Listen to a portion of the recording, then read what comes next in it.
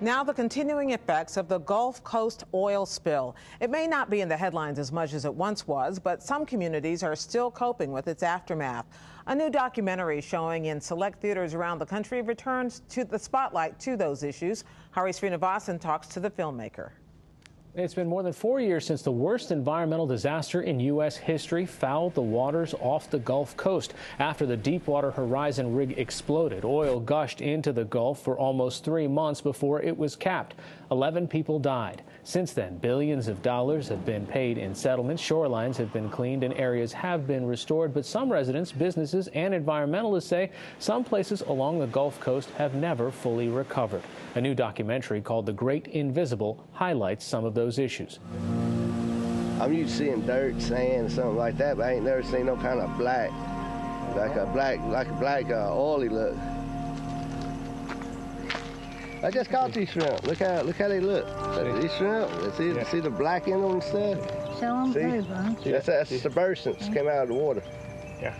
That came out of that shrimp. Out of that shrimp. While that shrimp was in the freezer freezing. That's like what came out of the shrimp. Filmmaker Margaret Brown joins me now. So, what was it that you were trying to achieve when you set out to make the film? Well, when I started to make the film, it was very personal because I'm from Alabama. I grew up on the Gulf Coast.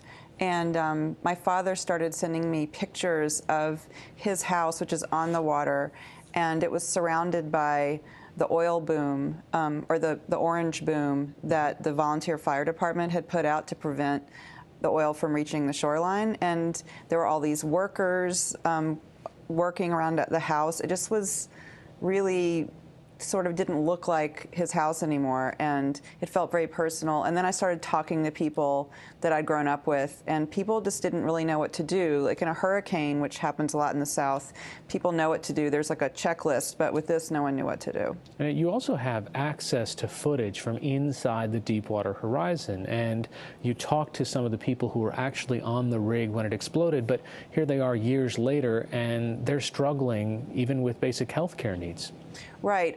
Well, yes, Doug Brown, who is one of the people who was on the rig, he was the head engineer.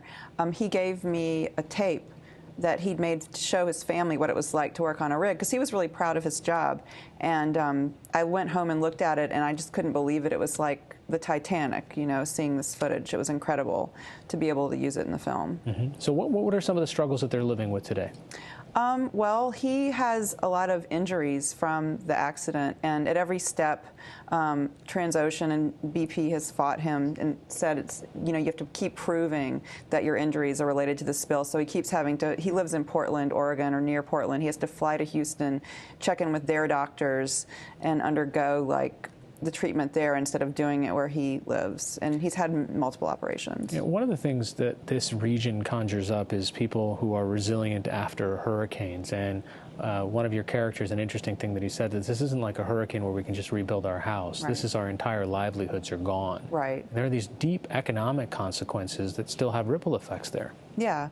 I mean, you know, it hit really hard, and we profiled this community called Bayou La Battery, which is the fishing community in Alabama.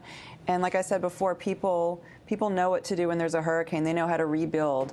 With all this uncertainty, like, you know, a lot of scientists have said this might take 30 years to figure out what the environmental damage is. So there's so much uncertainty, it's really hard to know what to do. And also, you know, a lot of businesses, especially small businesses, are closing because the oysters just haven't recovered. Mm-hmm. A lot of the fishing areas haven't recovered, and it's tough. And you also have scenes that are kind of interesting from some oil executives in a very informal and casual setting. Tell us a little bit about that. What was that like? Well, I felt like there's things that people in the industry understand or, you know, think about every day that we as Americans don't really think about. You know, there's this factory under the Gulf of Mexico that we're all connected to, and I felt like if I can show it from the industry perspective, in addition to how this affects people all along the coast, it's more of a broader portrait. Because I mean, we're all connected to it, and I definitely wanted to include their viewpoint as well. I just felt like it wouldn't be a complete portrait without that. Did it remake you think about your relationship with oil and how we're using it every day? I mean, definitely the film switched like halfway through between, I thought it was something just about what happens when the cameras go away on the Gulf Coast, you know? Like, I'm from there. What is it going to change? you know, if I shoot a film over a long period.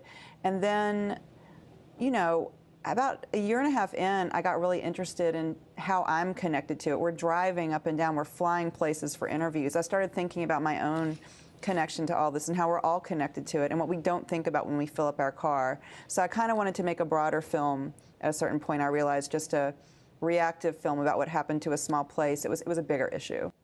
Filmmaker Margaret Brown, the film is called The Great Invisible. Thanks so much for joining us. Thank you.